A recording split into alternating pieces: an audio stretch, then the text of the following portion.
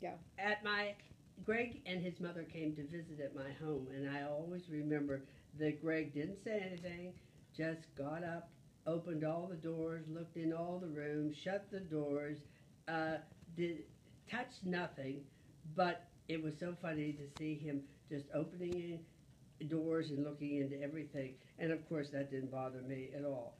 And as I maybe said before, one of the things that made this year great was working with the parents. They were always uh, ready to help me.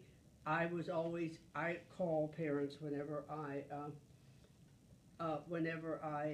have any problems or any concerns, and so the communication line was always open. Now, I also like to have a play, and maybe growing up and not being the good in music or speaking or anything else, I'm always concerned that every person has a speaking part.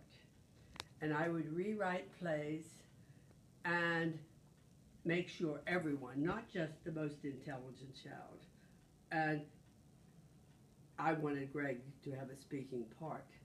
And this special ed teacher started with a very large board for the one line he had to say and made him say it. And then he said it over and over. Then she reduced the size of the paper and put a smaller paper and smaller paper till the time of the performance he could say it himself without any help.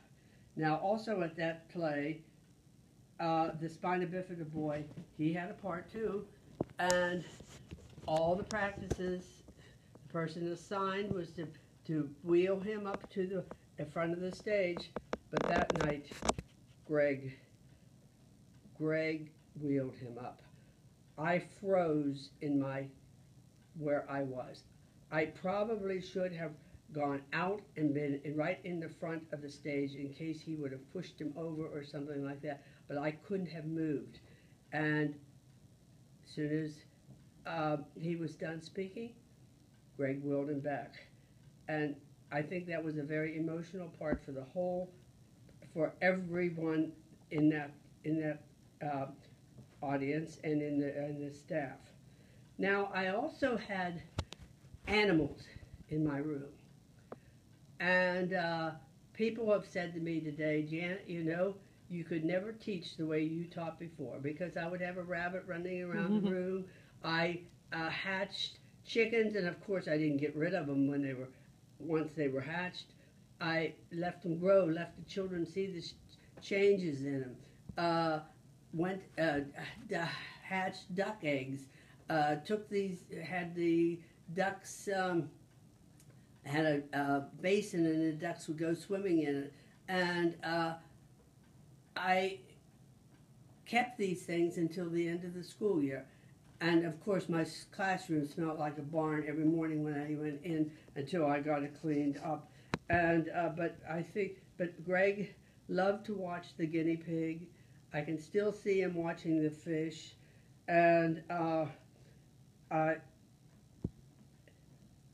think it was a good experience for him as well as the other children.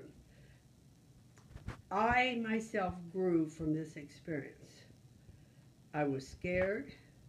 I'm so glad I had this experience. I'm so glad my children had this experience.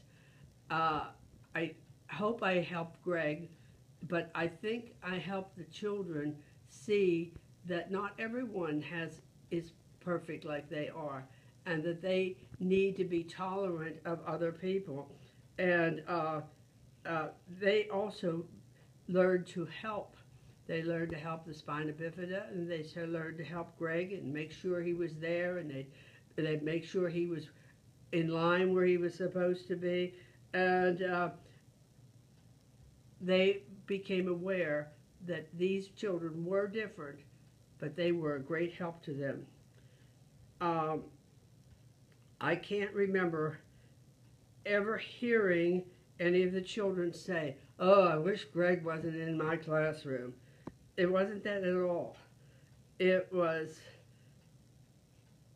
just as I can say, a good learning experience. And of course, I kept in touch with the family, and I look forward every year to their Christmas letter and the progress or the problems that were occurring with Greg that year. And on my refrigerator, I have for years, and it says on the back 2008, I have Greg and myself and his thank you note that he gave me. And I like this picture so much because of his eye contact. And that is just so great. And I can't think of anything else, but I just wish you the best and hope you appreciate these children as much as I do in the classroom.